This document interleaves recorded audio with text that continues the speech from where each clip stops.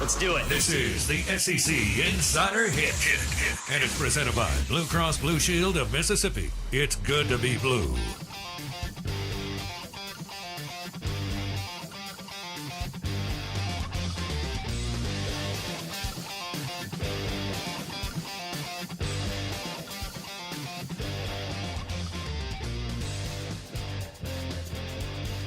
Yeah, your SEC Insider Hit this morning is brought to you by Farm Bureau Insurance.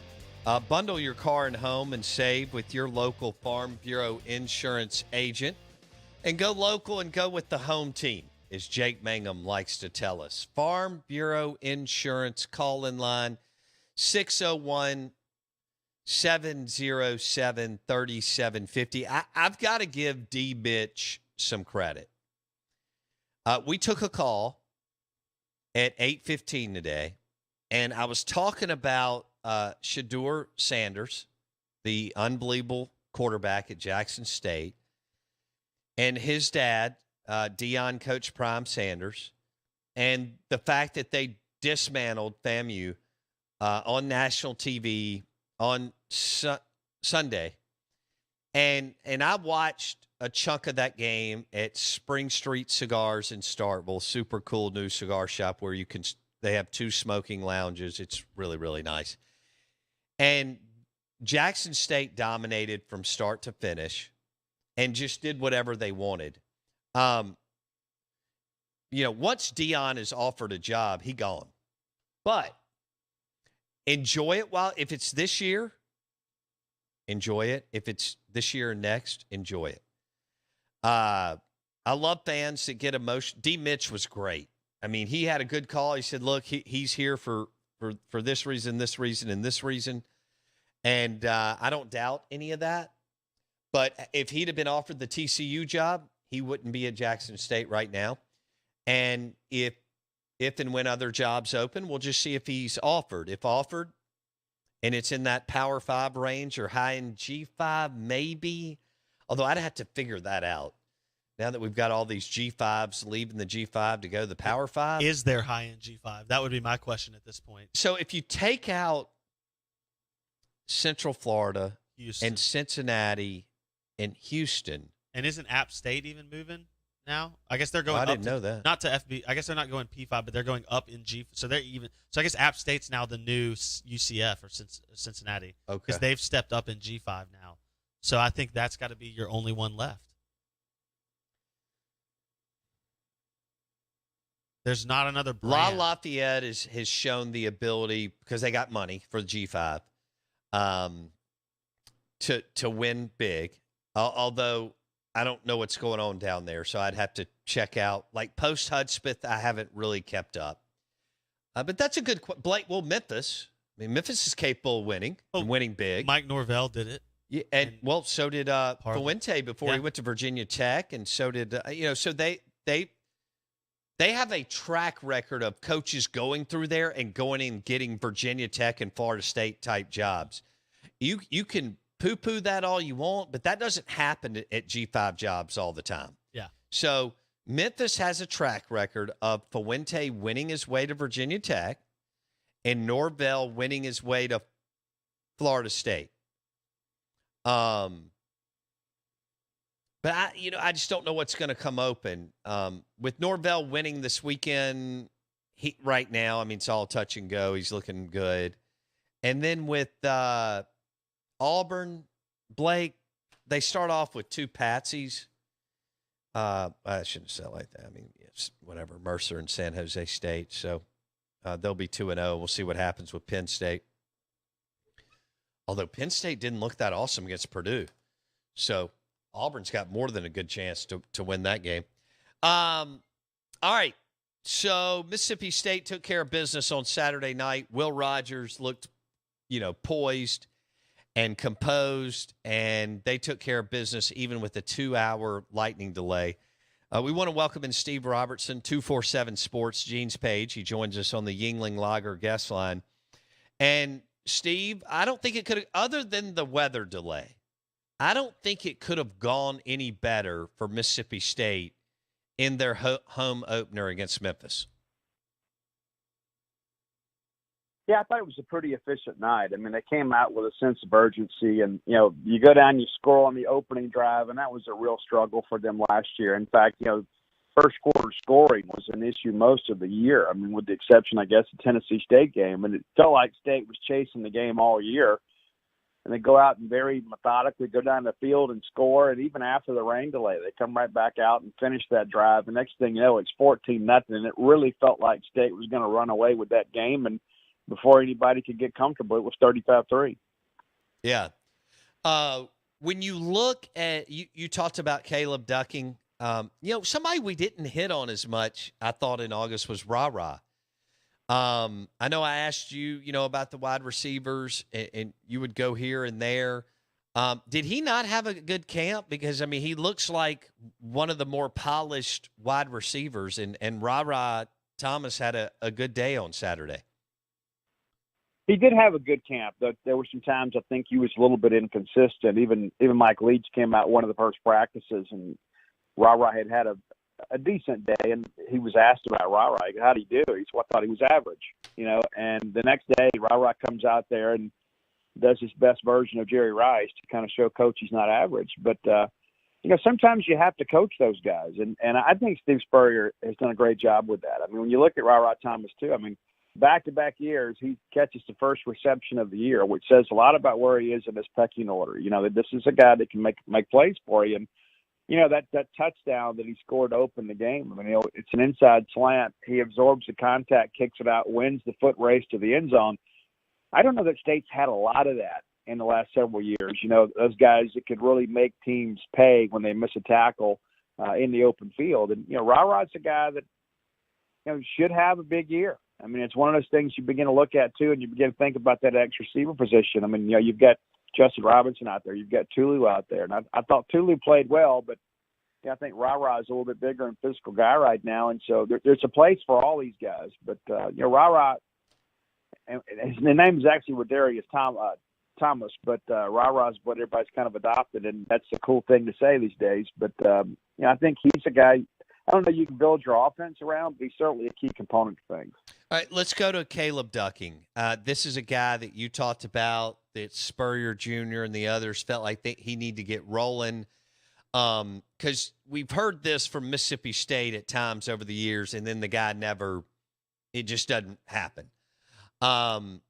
He had a really big game for his first, big game to have, I guess, on that stage.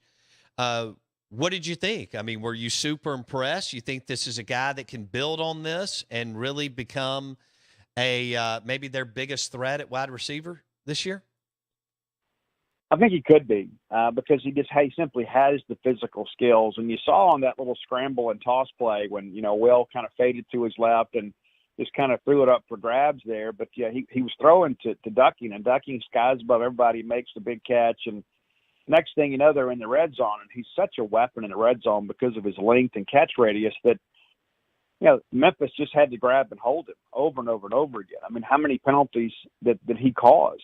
Because if he gets a good release, it's a touchdown, and I think people see that, and so he can enact, change in the red zone even when he doesn't get the football because he's such a threat. Because he's a walking mismatch. He's going to be longer and taller than any DB that he faces the entire year. So when you get down there low, because of his ability to elevate, it really puts defenders at a disadvantage. I think you saw that Saturday, and I really think the best is yet to come for him.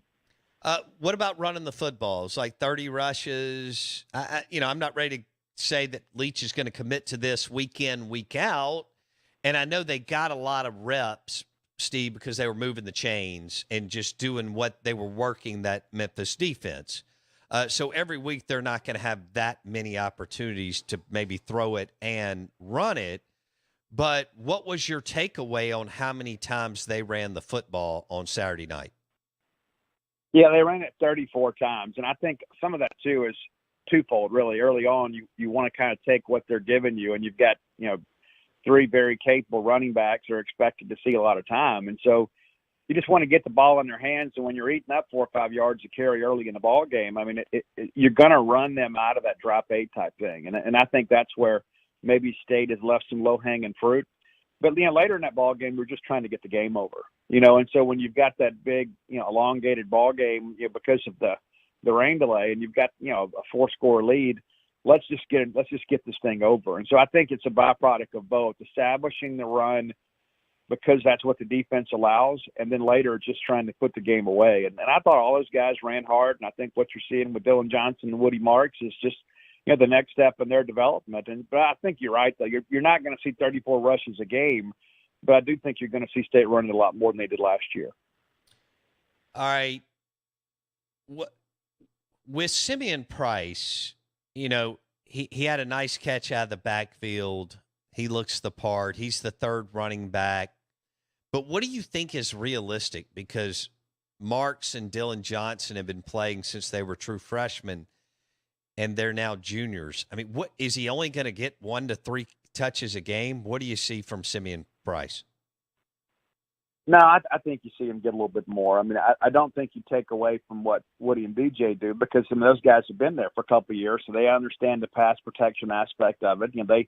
You got to step up in the A gap every now and again and take on a Mike linebacker. And I think maybe Simeon Price, maybe he's not quite as skilled at that just yet, and so that'll keep him off the field a little bit. But the guy's got a lot of potential, and I wouldn't completely wash away Bull Hargrove either. I think that's a guy too that you're going to see some action from him. But I think this running back room has really matured. They've really flipped it, here in the last couple of years, recruiting wise, and it's incredible to think about that aspect of it. When you hire Mike Leach, everybody says, well, you don't have the personnel to run this scheme. But look how quickly they flipped that wide receiver room. I mean, it's arguably the deepest wide receiver room in the history of the program. And so I think what you see now with these running backs is Simeon Price, I think, is more of an air raid type running back. So I think you see him emerge more of a weapon maybe in the next year or two. But I do think he complements what those guys do really well. And I love that play you were referencing earlier. You motion by the backfield to set up a numbers advantage to the boundary. You throw it out there to him. You got Austin Williams blocking down, and then Tulu gets a chip. Next thing you know, Price is up the sidelines for 20 yards. Really well designed and well executed. How did you think well, I guess almost if you need to poke some holes, but they played well throughout the evening, but were there any question marks or concerns for you with the offensive line? No, I didn't think so. I thought they did good. I mean, you allow one sack, you drop back to pass 50 times, and really he had a clean pocket all night long. I mean, there were, I think it's two exceptions, and Will had to run a little bit or kind of get out there and buy time. But I thought they did well. And, we have seen Dollar Bill over the course of fall camp get better and better. Now that he's done it in a real game, my hope is that confidence level will just soar. And what most people don't understand either is that, Donovan Johnson, a couple times over there, I saw him on the sidelines like he was, hurling, so I don't know if it was nerves or maybe he had a bad pregame meal or whatever. So he wasn't exactly 100%. He wasn't the peak of health. And then he goes out there and grades out really well and has a good night and kept people off Will Rogers' blindside. And so we'll see what happens this weekend. I mean, you're going to go play a Power 5 team, so it's going to be a step up in talent. You certainly would expect, and that's no disrespect to Memphis. They are a solid program. But, this weekend you're going to see some guys with probably a little better length. Do they have the fast twitch that maybe some of those guys at Memphis did? Yeah, I don't know. But you go on the road, you're going to play a team, you're going to see guys a little more comparable to what you're going to see in the Southeastern Conference. So it's a nice step up for them this week. What do you make of Arizona? I mean, new coach, tons of transfers. Their quarterback's from Washington State. The running back's been at Florida State and Auburn. I mean, I could keep going on and on. They took care of San Diego State. I guess what's maybe your concern about this road trip to Tucson and them playing Arizona? I'm really more concerned about the logistics than I am Arizona. And I think Vegas is too. I think when you look at the numbers, everybody's got State a double-digit favorite in this game.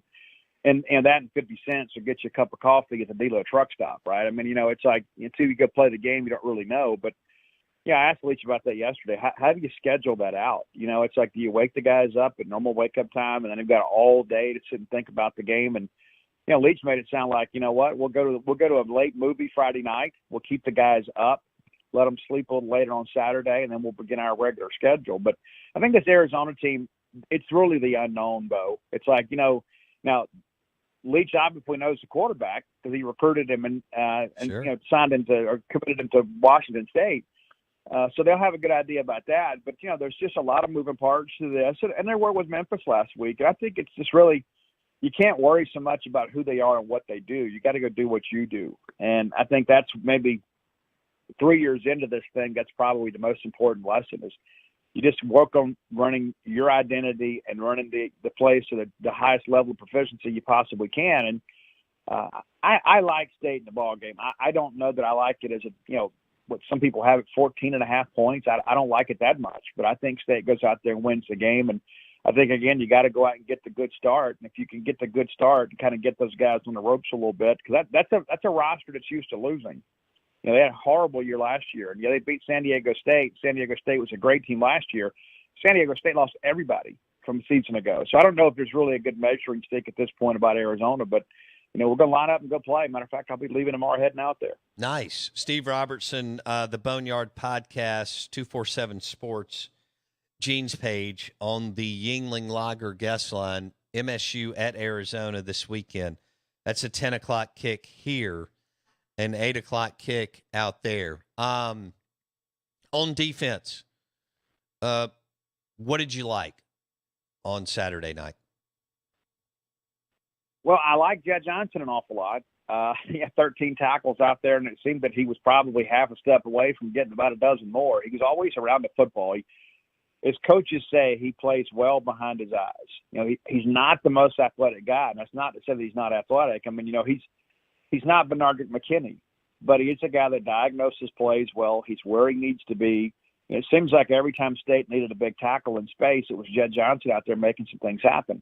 I did like how the defensive line impacted the quarterback. You'd like to see him get him on the ground a little bit more, but, their offensive scheme at Memphis, just getting the ball out quickly and out on the perimeter, they're trying to run you, sideline to sideline to tire you out a little bit. And so that scheme in and of itself just doesn't lend a lot of opportunities for a big quarterback sack. But you'd like to see a little more push there, but there were times there that they flushed him and forced him to run, and other times made him uncomfortable. And so I was happy to see that.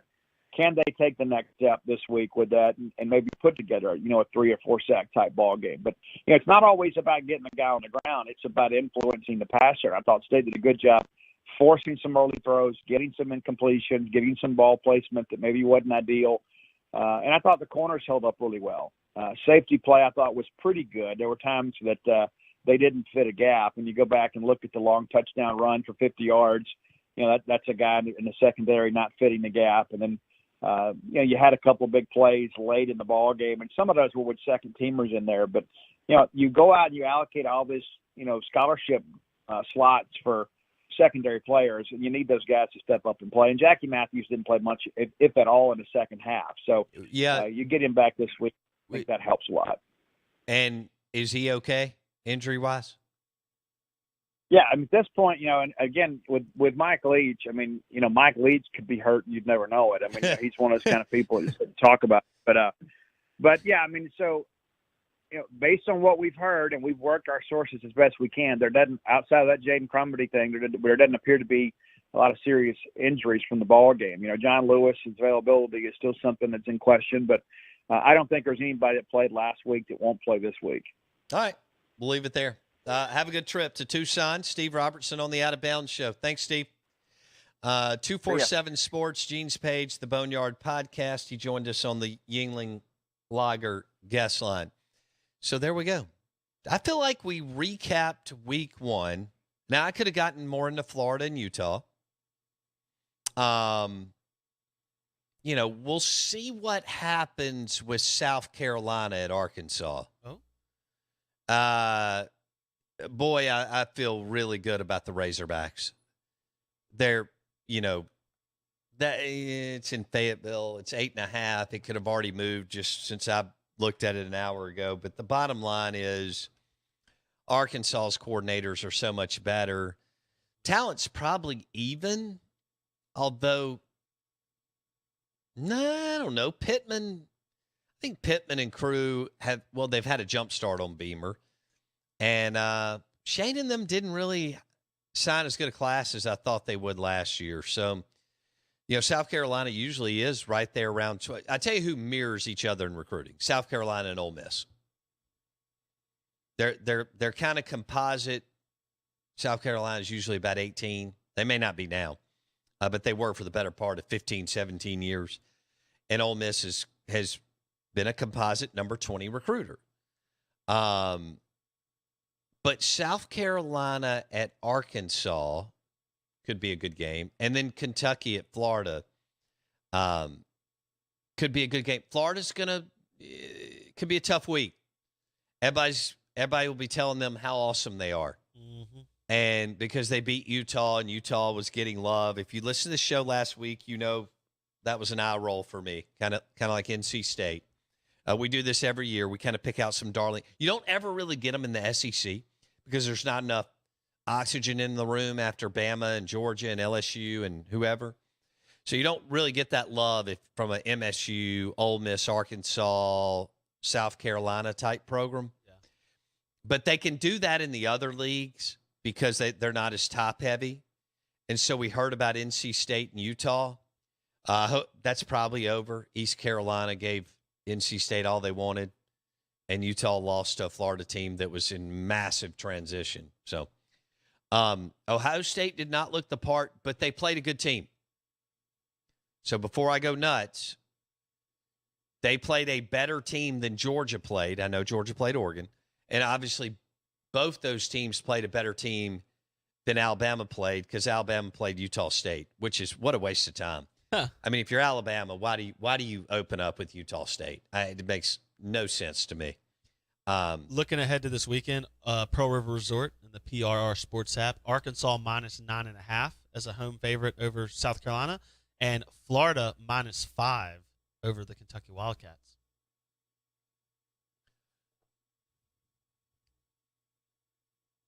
Yeah. Feels like a perfect opportunity for a letdown performance from Florida. It does. Perfect opportunity. And Kentucky, let's be very clear, this is but a lot. I'm going with the Gators. Yeah. Oh, and I understand that. It's a lot like it's a lot like State did with LSU a few years back under Mullen, where the first 3 games were nobodies and they didn't do much. Kentucky practiced all offseason for this game. Week 2. Yeah. Whereas Florida was very hyper-focused on Utah. Florida may let their guard down. I'm going Florida. I mean, come on. Give them the point. Dan did not leave the cupboard bare. It doesn't matter what anybody wants to say. He didn't. That's nonsense. That's just people that don't keep up with it. So, it's National Cheese Pizza Day. We missed Mimosa Day yesterday. Oh, no. Yeah. So, you can have a mimosa later, Blake. The Out of Bounds Show, 105.9 The Zone ESPN, brought to you by Independent Roofing Systems, the #1 commercial roofing company in the state of Mississippi. I saw Joe and Melissa this weekend. The #1 commercial roofing company in Mississippi, roofing.ms, Independent Roofing Systems. Also, the show is brought to you by the amazing New York-style pizza at Sal and Mookie's in Madison and the Eastover District. Slinging lunch specials Tuesday through Friday. And the show is also brought to you by Cypress Depot, the leading supplier of hardwoods and cypress in the Southeast. CypressDepot.com in Ridgeland. See ya.